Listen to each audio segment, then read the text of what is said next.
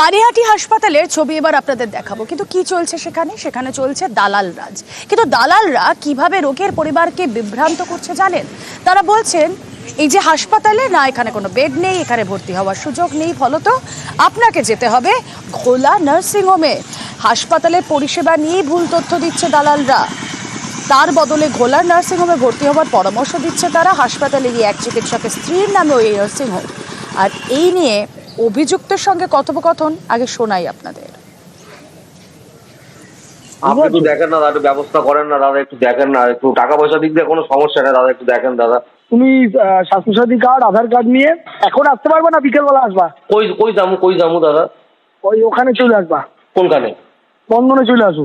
স্পন্দনে আসুন? হাসপাতালে হইব না দাদা। না দাদা, আমাদের হাসপাতাল তো অর্থোপেডিক নাই দাদা। ওটা কি পানিহাটি হাসপাতাল দাদা? হ্যাঁ হ্যাঁ, পানিহাটি, কিন্তু অর্থোপেডিক ডাক্তার তো নাই রে ভাই। ও আচ্ছা, তাহলে কি করুন তাইলে দাদা? স্পন্দনে নিয়ে আসো, দেখি কি কতটা কি করা যায়, করে দিতে পারি। তো আপনি কি থাকবেন দাদা? স্পন্দনে থাকবেন দাদা? থাকবো, তুমি সন্ধ্যাবেলা আসো। সরাসরি চলে যাব, আমাদের প্রতিনিধি সুবীর রয়েছেন সঙ্গে। সুবীর, হাসপাতালগুলোতে দালাল চক্রের রমরমা কোথায় কিভাবে হয় সেটা আমরা জানি, বারবারই আমরা খবর দেখাই, কিন্তু পানিহাটি হাসপাতালে এই দালালরা, এই দালাল চক্র, তারাই ভুল তথ্য দিচ্ছে কেন হাসপাতালের পরিষেবা নিয়ে? দেখো, দীর্ঘদিন ধরে পানিহাটি হাসপাতালে এভাবেই কিন্তু দালাল চক্র চলছে এবং রোগীর পরিবার যারা আসছেন, যারা গরিব মধ্যবিত্ত যারা পরিবার আসছেন রোগীর, তাদের কিন্তু বিভ্রান্ত করা হচ্ছে। অর্থাৎ হাসপাতালে চিকিৎসা, এই পরিষেবা হাসপাতালে পাওয়া যাবে না, এই ডাক্তার হাসপাতালে নেই এবং এই বিভাগ হাসপাতালে নেই, এই বলে হাসপাতালেরই যে ডাক্তার বিশ্বজিৎ দাস, তার যে স্ত্রীর নামে যে নার্সিংহোম ঘোলা মুড়াগাছা এলাকাতে, সেই নার্সিংহোমেই কিন্তু পাঠাচ্ছে রোগীর পরিবারদের, রোগীকে নিয়ে। এবং বাধ্য হয়ে রোগীর চিকিৎসার জন্য কিন্তু তার পরিবারের লোকজন তাদেরকে কিন্তু সেই নার্সিংহোমে নিয়ে যাওয়া হচ্ছে এবং স্বাস্থ্যসাথীর মাধ্যমে সেখানে ভর্তি করানো হচ্ছে, চিকিৎসা করানো হচ্ছে এবং বিপুল অঙ্কের একটা বিল করা হচ্ছে রোগীর পরিবারের লোকেদের। এবং এই নিয়ে কিন্তু দীর্ঘদিন ধরে অভিযোগ ছিল। যখন আমাদের কাছে অভিযোগ আসে, তখন এই যে দালাল চক্রের মূল পান্ডা জয়ন্ত চক্রবর্তী, এ কিন্তু হাসপাতালের নিরাপত্তা কর্মী হিসেবে যোগদান করেছিল কাজে, কিন্তু বর্তমানে এ সুপারের ঘরেই বসে কাজ করছে। এবং এই জয়ন্ত চক্রবর্তী বিভিন্ন সময় রোগীর পরিবারদের কিন্তু এই নার্সিংহোমে পাঠাচ্ছেন এবং সেই জায়গা থেকে কিন্তু মোটা অঙ্কের একটা কমিশন পাচ্ছেন এই জয়ন্ত চক্রবর্তী। এবং যখন আমরা তার সাথে যোগাযোগ করি, তিনি কিন্তু প্রথমে বিষয়টি নিয়ে দেখবো জানাচ্ছি করার পরে অবশেষে কিন্তু সে যখন টাকার কথা বলা হয়, তখন কিন্তু সেই টোপে এসে পা দিয়ে ফেলে এবং সে কিন্তু বলছে যে স্পন্দন।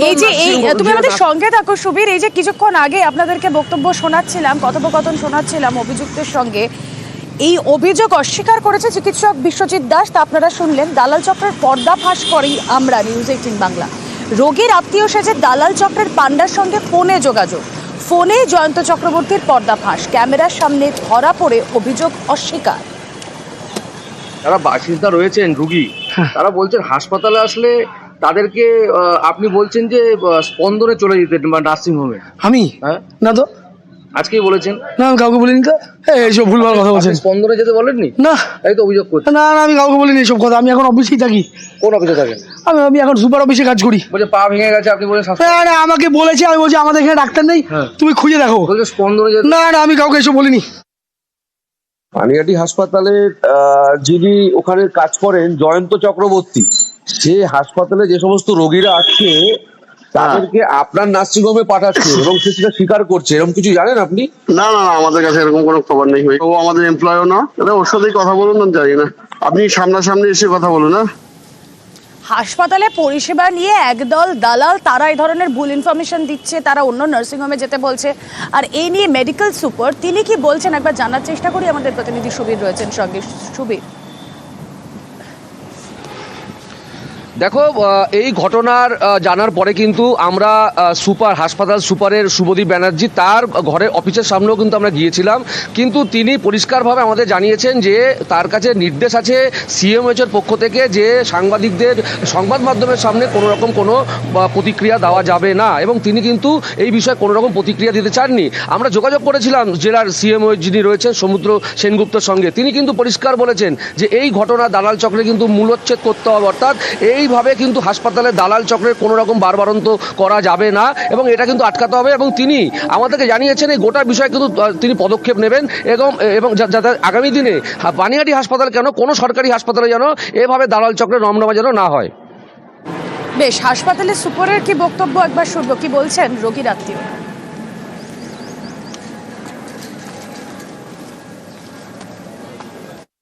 কাউকে একটা সাদা কাগজ একটা কমপ্লেন কি দেখানো যাবে?